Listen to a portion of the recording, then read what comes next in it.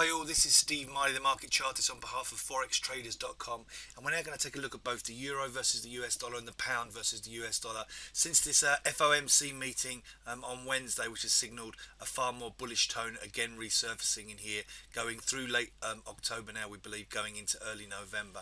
So the euro here, first of all, has already plunged lower in here, taking out supports here at 111.32, 110.85 and 110.15.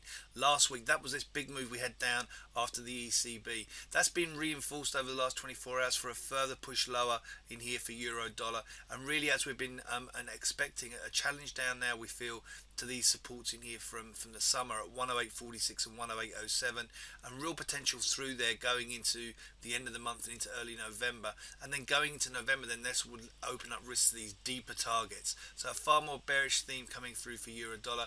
Quick look on the intraday chart and you can see these accelerations lower, wiping out these support factors, all pointing the market lower going into the end of the month and beyond, despite this minor rebound we're getting right now.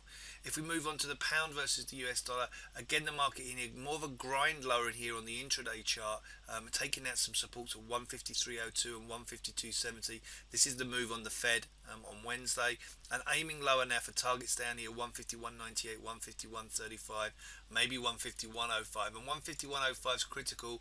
On the bigger picture chart, we still see this as a larger topping structure from the consolidation that comes really all the way from April, May of this year, and we're looking for a more bearish thing. The market already pushing here, going into early October down to 151.05, below these 151.62 and 69 lows to reinforce a more bearish theme. The roll lower we've had back from ahead of 156.59 now leaves real risk back to 151.05, going not probably into month end, more likely into early November, and then lower targets of 150.87, psychological 150, and then potentially below into November.